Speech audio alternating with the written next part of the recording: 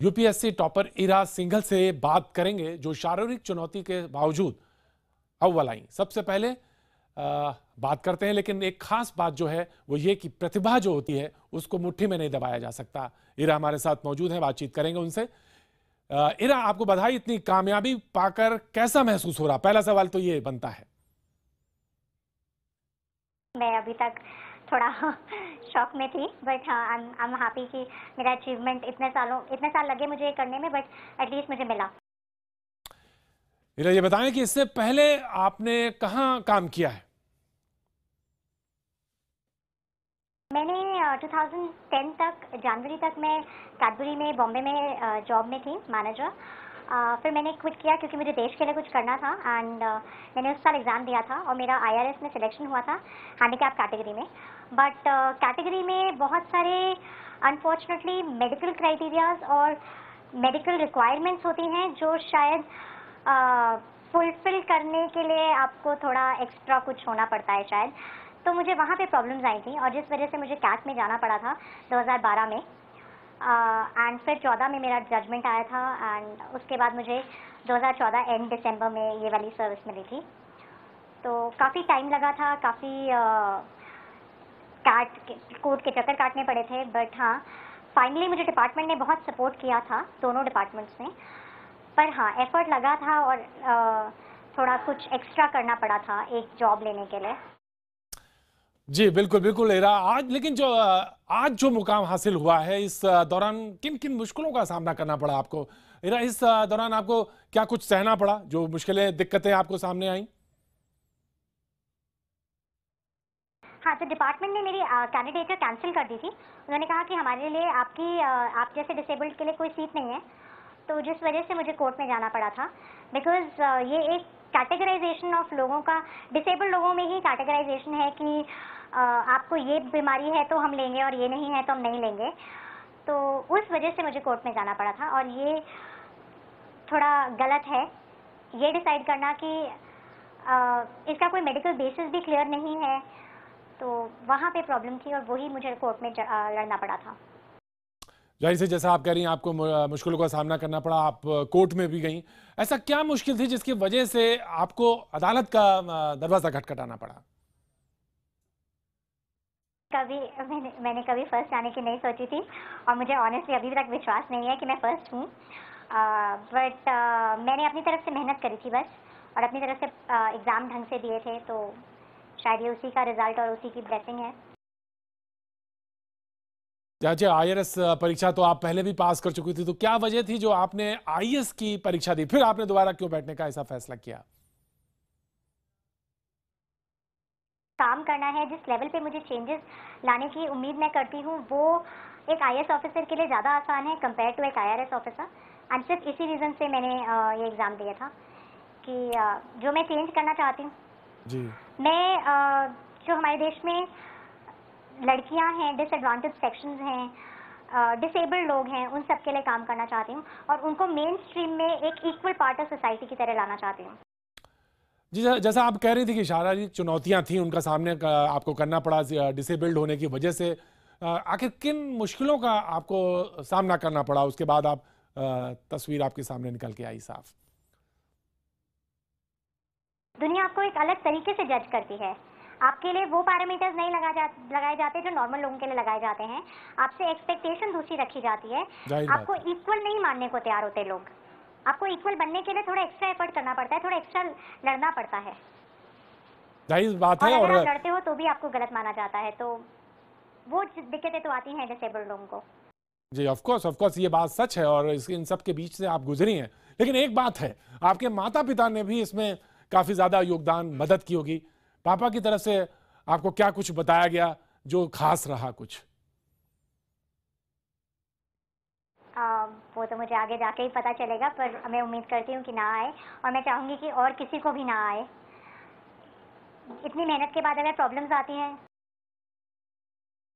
जी, लेकिन कुछ कहना चाहेंगी लोगों से, बोलना चाहेंगी जो लोग तमाम चुनौतियों का सामना करते हैं, और आपने जिस बहादुरी और खूबी के साथ किया, कुछ कहना चाहेंगे आप?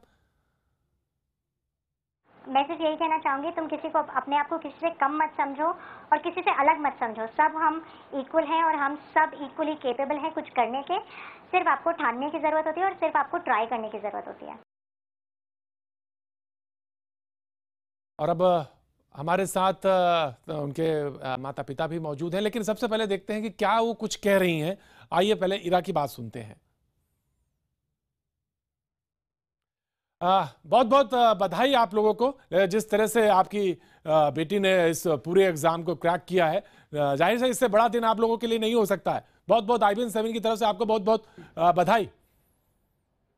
धन्यवाद। बहुत बहुत धन्यवाद। जी, मैं जानना चाहूंगा ये इस मुश्किल के दौर में आप दोनों ने बहुत करीब से उसको देखा, या कभी कभी कहीं ऐसा लगा कि कहीं कुछ टूट रहा है, कहीं कुछ कमजोर पड़ रही है इरा, या वो मजबूती के साथ खड़ी रही, हौसले के साथ खड़ी रही?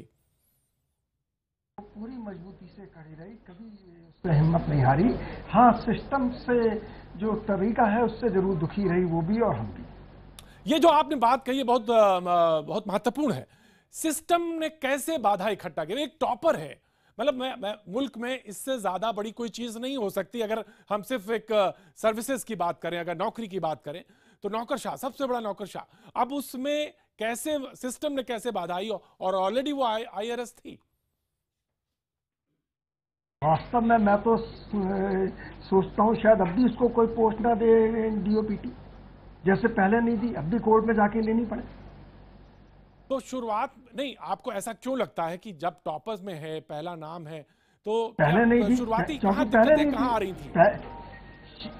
She was fully eligible by all means, physically working, सब तरह से नॉर्मल बच्चों से ज्यादा अच्छा काम कर सकती थी और कर रही है। उसको फिर नहीं दिया था उन्होंने। 4 साल तक उसको जो है केस लड़ना पड़ा, हमें केस से जीते हैं, ये कोई अच्छी बात है? तो क्या जाहिर सी बात है, जाहिर सी बात है, किसी की मेहनत पर यह सवाल हो सकता है। लेकिन मैं एक आपसे जानना चाहता हूं, जैसे अभी इरा से थोड़ी देर पहले हमारी बात भी हो रही थी, इरा ने साफ ये तौर से कहा कि क्राइटेरिया बने हुए हैं, मेडिकल क्राइटेरिया बने हुए हैं, उसी में क्राइटेरिया के अंदर तमाम तरह के क्राइटेरिया हैं। अब उनको जब तक आप क्वालिफाई नहीं करेंगे, डिसेबल्ड हैं, तो आपको इस कैटेगरिया में आना पड़ेगा, तब आपको माना जाएगा।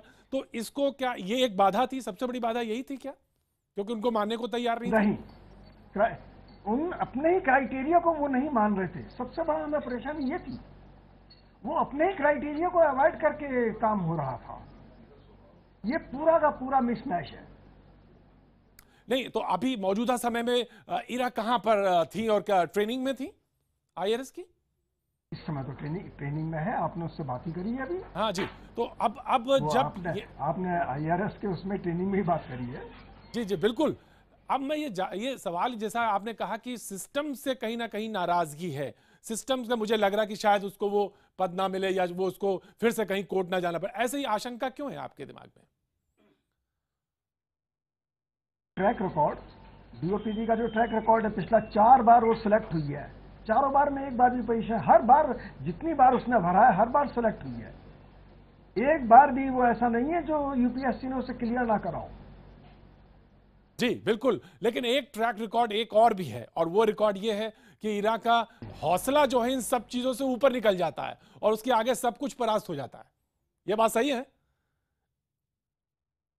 हौसला उसका सही है, लेकिन आप हौसला के साथ उसको रिकॉग्नाइज कोई करता है नहीं करता, ये हम नहीं जानते। आप कुछ इस सिस्टम को जो चलाने वाले हैं, इस सिस्टम के जो ऊपर बैठे हुए लोग, उनसे कुछ कहना चाहेंगे, डायरेक्टली बोलना चाहेंगे, बताना चाहेंगे? क्योंकि बहुत तमाम लोग आपको सिर्फ देख रहे हैं क्योंकि इस बात को जानना चाहते हैं किस तरह से मेहनत की, किस तरह से ऊपर आई। तो कुछ कहना चाहेंगे उनसे कहना चाहेंगे सिस्टम वालों से? जी बिल्कुल, मेरा सबसे बड़ा यह है कि हम अभी तक ब्रिटिश राज में ही जी रहे हैं, हम उससे ऊपर उठे ही नहीं है। और ब्रिटिशर्स ने हमारे यहाँ जितने भी नियम कानून बनाए थे वो सब एज ए रूलर बनाए थे कि इन्हें स्लेव बना के रखना है। और आज भी हमारे लीडर्स जो हमें स्लेव ही समझ रहे हैं, वो हमें दर्जा नहीं दे रहे हैं।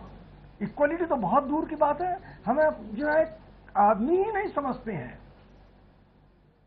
सुन के बहुत अच्छा नहीं लग रहा, लेकिन हाँ खुशी की बात है, इतनी बड़ी खुशी की बात है। लेकिन आपका एक सिस्टम से एक नाराजगी, इरा जो कि टॉपर हैं, उनके माता पिता हैं, आप तमाम चीजें आपने देखी और बोले कि आपको कोर्ट के द्वारा तब न्याय मिला। लेकिन हम एक अभी छोटा सा ब्रेक लेंगे, ब्रेक लेने की इच्छा नहीं, लेकिन आज क्योंकि बातचीत के सिलसिले में वक्त थोड़ा सा कम है, मैं फिर आपके पास मौजूद होऊंगा, लेकिन अभी लेंगे छोटा सा ब्रेक, फिर हाजिर होता हूं, बने रहिए। आज हम आपसे बात कर रहे हैं इरा सिंघल के माता पिता से, जो कि आईएएस टॉपर हैं।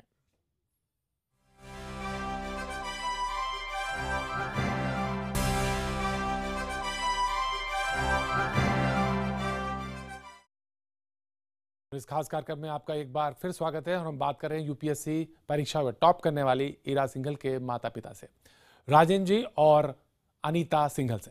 राजेंद्र जी, कुछ देर पहले जब आप बात कर रहे थे तो आपने जो दुखी थे इस बात से लेके कि सिस्टम से आपको बहुत लड़ना पड़ा।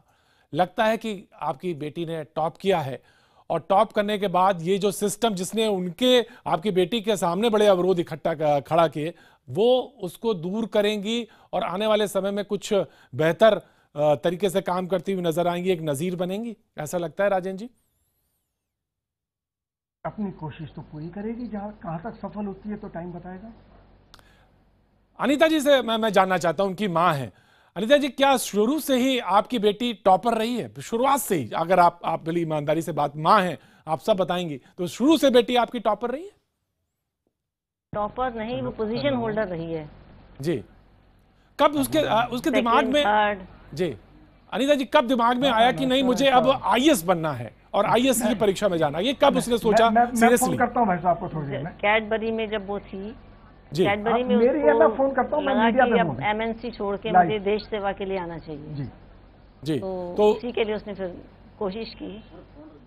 मल्टीनेशनल जी जी, तो मल्टीनेशनल कंपनी में थे तब उन्होंने फैसला किया उसके बाद कि नहीं अब मुझे देश की सेवा करना है।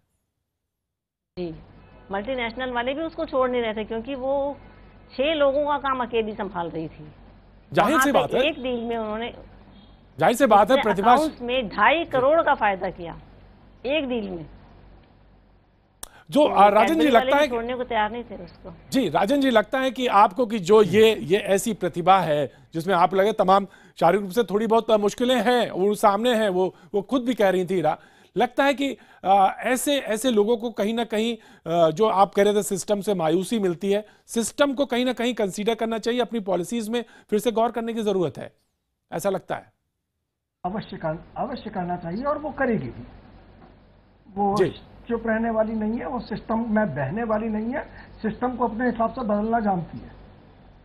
जी अनीता जी, आपको कुछ ऐसी बातें अगर मैं पूछूं, जैसे वो क्या शौक क्या रखती हैं, कितने घंटे पढ़ती थी? क्योंकि ये बड़े लाजमी सवाल होते हैं, जो कोई टॉप करता है वो पूछा ही जाता है, क्योंकि ये नजीर बनते हैं, सामने वाला उनसे प्रेरणा लेता है। तो क्या पसंद करती हैं, खाने में क्या पसंद है, फिल्म का शौक है या नहीं है? हाँ, ये सारी तमाम उसे फिल्म का भी शौक है, पोइट्री का भी शौक है, आर्ट, बहुत अच्छी डांसर है, कोरियोग्राफर है, इवेंट मैनेजमेंट उसको है, और टैरो कार्ड रीडर है, पामिस्ट्री उसको आती है, स्पेनिश उसको आती है। वो तो मल्टी टैलेंटेड लड़की है। क्या बात है अनीता जी। लेकिन एक बात बताइए, इतनी टैलेंटेड है, इतना बड़ी शख्सियत भी, अब मैं तो कहूंगा, तो ऐसे किस तरह का उन्होंने कोई शादी के बारे में आपने सोचा? किस तरह के लड़के की वो भी ढूंढने के लिए आपका क्या है? नहीं, हम इसका प्रश्न का जवाब मैं दे दूं? जी बिल्कुल बिल्कुल राजन जी, बिल्कुल आप बिल्कुल।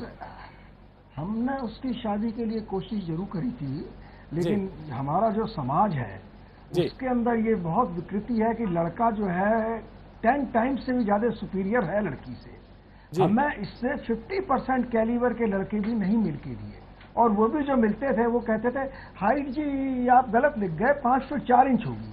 मैं कहा नहीं भाई 4 फीट 5 इंच है। अरे नहीं साहब ये तो होता ही नहीं है। मैंने कहा यही है। जहां ये कहा उसके बाद वो भाग जाते थे। अब पोजीशन क्या होगी हमें नहीं पता। राजन जी, अब तो मुझे लगता है कि लाइन होनी चाहिए, बहुत सारे लोग सामने आने चाहिए, क्योंकि जो बात आप कह रहे हैं वो एक सामाजिक दायरे में एक लकीर भी खींचती है, और बड़ी लकीर खींचती है। मैं आपकी बात से सहमत हूं, लेकिन हमारी पोजीशन ये है, मेरी सोच और इरा की भी जहाँ तक है यही सोच है कि विवाह हो बड़ी अच्छी बात है, एक संस्था हो, आगे समाज भी चलता है, लेकिन विवाह हो ये ही एक एम नहीं है। बिल्कुल बिल्कुल, we are not dying. Of course, सही बात है, आपने कहा बिल्कुल। लेकिन मैं वो सामाजिक जो आपने बात कही और जो समाज में किस तरह की सोच मौजूद है उसकी तरफ आपने जो एक टिप्पणी करी वो बहुत मायने रखती है, बहुत मायने रखती है।